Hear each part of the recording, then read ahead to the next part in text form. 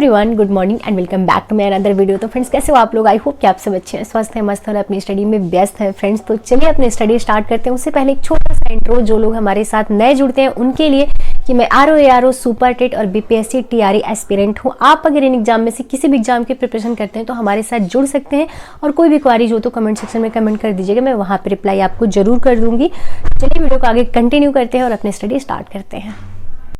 आजकल मौसम चेंज होने की वजह से थोड़ा थोड़ा ऐसे लग रहा है कि आलस बढ़ती जा रही है, बट कोशिश करेंगे कि अपनी दिनचर्या में थोड़ा सा बदलाव करें, अपने खान पान में थोड़ा सा बदलाव करें, ताकि मौसम के हिसाब से अपने आप को फिट रख सकें।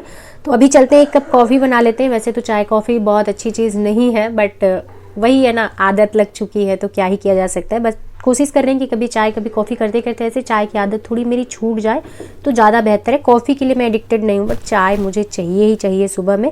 तो एक कप कॉफ़ी मैंने बना ली है। अब चलते हैं अपने स्टडी की तरफ। तो फ्रेंड्स, आज है 1 फरवरी और आज का मौसम, कल का भी मौसम काफ़ी अच्छा था।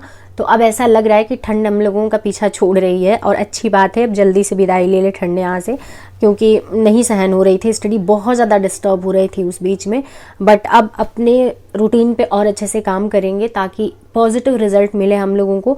तो अभी मैं अपना करंट अफेयर्स का क्लास ख़त्म कर रही हूँ। करंट अफेयर्स का आज का क्लास, कभी कभी कैसा होता है क्लास बहुत ज़्यादा इंटरेस्टिंग लगता है, और आज इसमें करंट अफेयर्स के साथ साथ स्टैटिक जीके भी था, तो काफ़ी अच्छा लगा। मुझे ऐसा लगा कि इस आज की क्लास की एक एक लाइन आपके लिए बहुत महत्वपूर्ण थी। उसके बाद हमने क्लास ख़त्म करते ही हल्की सी भूख मुझे लग गई थी, तो थोड़ा सा मैंने आलू की भुजिया बना लिया और साथ में पराठा बना लिया।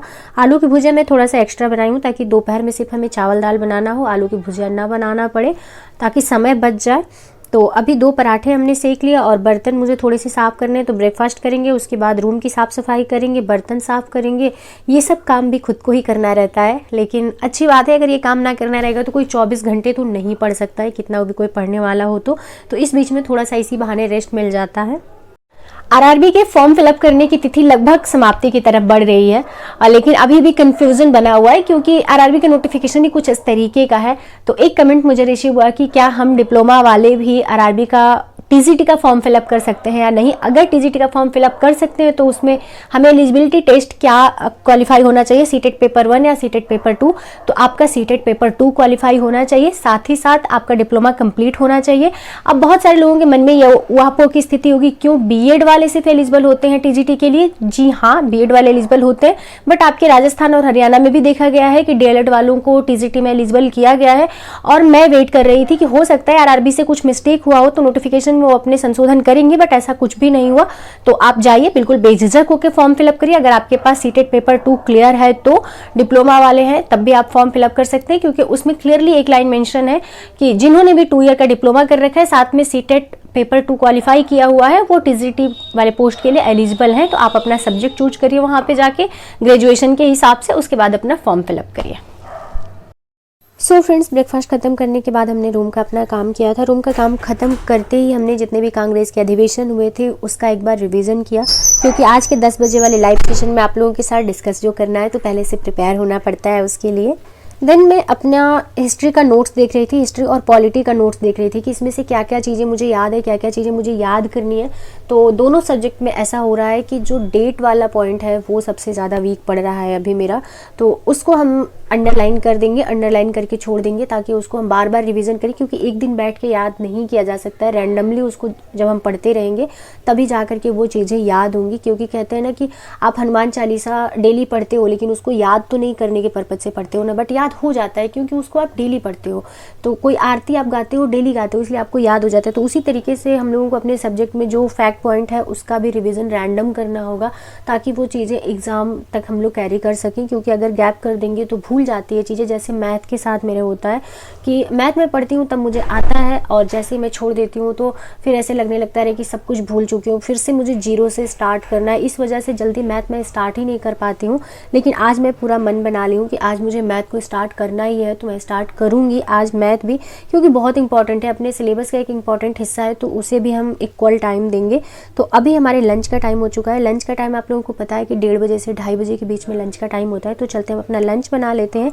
तो आज लंच में बनेगा चावल दाल। सुबह में ही मैंने भुजिया बनाया था, तो भुजिया हमारे पास बची हुई है। तो सिर्फ चावल दाल बनाना है तो 15 से 20 मिनट लगता है खाना बनाने में, बहुत ज़्यादा समय नहीं लगता है। और आजकल का खाना तो और भी आसान हो गया बनाना, क्योंकि इतनी अच्छी अच्छी सब्जियां आ रही हैं कि कुछ भी बना लो टेस्टी बन ही जाता है। तो हमने बना लिया दाल तड़का चावल और सुबह की भुजिया हमारे पास बची थी। तो चलते हैं प्लेटिंग कर लेते हैं, क्योंकि आप लोगों को मेरी कुकिंग का वीडियो बहुत पसंद है, बट कभी कभी मैं मिस कर देती हूँ, नहीं शूट कर पाती हूँ, क्योंकि वही टाइम होता है जब मुझे अदर काम में भी यूज करना होता है। तो फ़ोन मेरा व्यस्त हो जाता है, कहीं बात वगैरह करने लगे, जैसे मेरी बहन का फ़ोन आ गया, घर से बात होने लगी, तो इस वजह से वीडियो नहीं शूट कर पाते हैं। बट आज हमने प्रॉपरली वीडियो शूट कर लिया था और प्लेट हमारी लग चुकी है। कर लेते हैं लंच, फिर मिलते हैं आप लोगों से। जब तक वैकेंसी अपने पास नहीं थी, कहीं की भी वैकेंसी नहीं थी, जब वैकेंसी आई है तो 3-3 वैकेंसीज एक साथ लग गई हैं और सिलेबस लगभग एक है, बट ये नहीं कह सकते हैं कि 100% सेम है सिलेबस किसी भी एग्ज़ाम का। तो बहुत मैनेज करके, बहुत बैलेंस बना के चलना पड़ रहा है। उस बीच में थोड़ा सा हेडक तो हो रहा है, बट उसी पे कंट्रोल करना है, क्योंकि पढ़ाई हम लोगों ने कम नहीं की है। बस एग्जामिनेशन हॉल में जाते हैं तो हम लोग कॉन्फिडेंस अपना लूज कर देते हैं, बहुत ज़्यादा पैनिक हो जाते हैं, जिसकी वजह से हम लोगों का पेपर ख़राब हो जाता है। तो वो गलती बिल्कुल भी नहीं दोहरानी है इस बार, क्योंकि बहुत सारे लोगों के लिए ये आखिरी मौका होगा और उनमें से हम भी हैं। तो हमें उसी पे काम करना है कि हम अपने आप को इतना प्रैक्टिस वर्क में ढाल लें कि एग्जामिनेशन हॉल में बैठे तो हमारे लिए ये लगे कि जस्ट हम अपने रूम में बैठ के पेपर दे रहे हैं, कोई दिक्कत ना हो। तो बस उसी सीरियसनेस के साथ आपको अपना टेक्स्ट बुक भी सॉल्व करना है, क्योंकि जब तक आप टेक्स्ट बुक पे काम नहीं करेंगे तब तक आप कितना भी पढ़ लीजिए, उसका रिजल्ट उस हिसाब से नहीं आपको देखने को मिलेगा।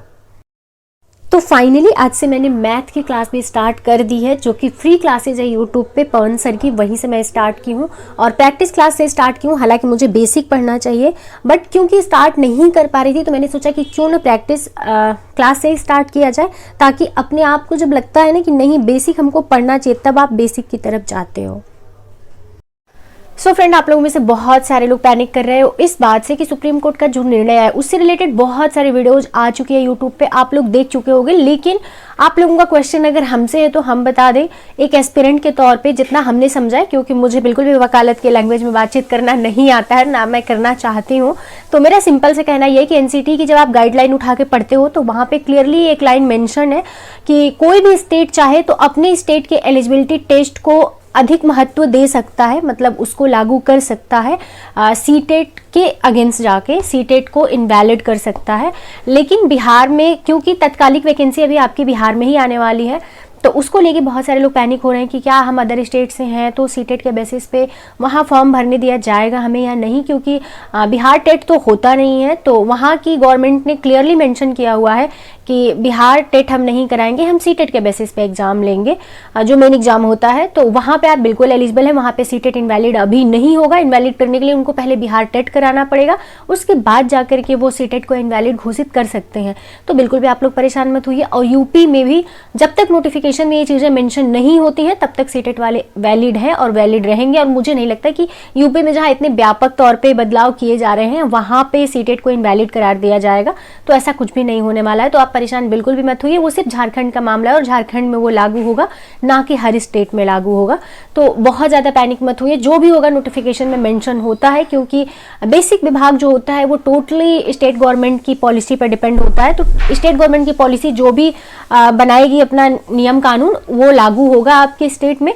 तो पहले से मत पैनिक होइए किसी भी नियम को लेके, अभी आप वैलिड है और यही मान के प्रिपरेशन करिए। बाकी आपकी सुपर टेट की वैकेंसी जब भी आएगी उत्तर प्रदेश में, उससे पहले यूपी टेट का पेपर कराया जाएगा। तो जिनका भी यूपी टेट नहीं होगा, चाहे अदर स्टेट के होंगे चाहे अपने स्टेट के होंगे, वो यूपी टेट क्वालिफाई कर सकते हैं